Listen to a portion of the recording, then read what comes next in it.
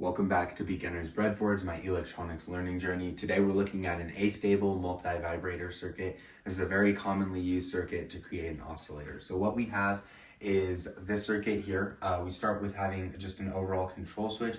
When the switch turns on, the two LEDs will begin to oscillate. So we have a couple different branches here. The two main ones have the LEDs, which will light in sequence, and then you have cross-coupled RCs. So the RC time constant for this is set by the 47k ohm resistors and the 33 microfarad capacitors.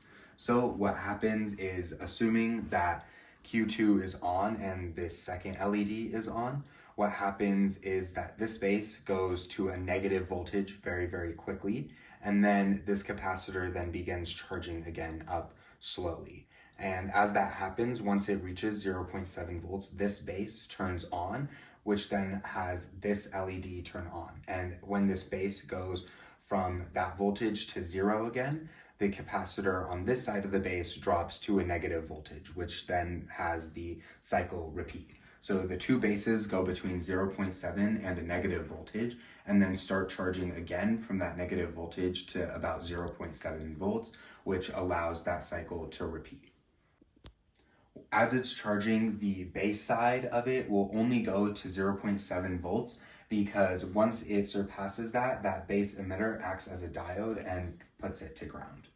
So here we have everything built on the breadboard. We have our two 33 microfarad capacitors and then our various resistors. These two resistors are the 220 ohms for the LEDs, and these are the 47k resistors.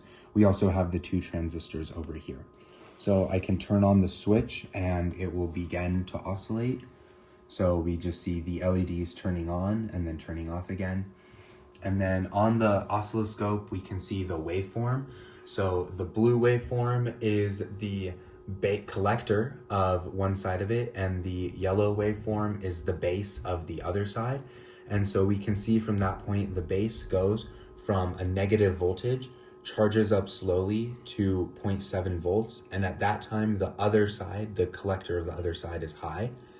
And when this base is at a negative voltage, that is low, meaning that the other LED is glowing. So when this collector on one side goes high and then goes low, it'll take the base of the other side because of the cross coupling and will make that negative. And then that will slowly start charging up again.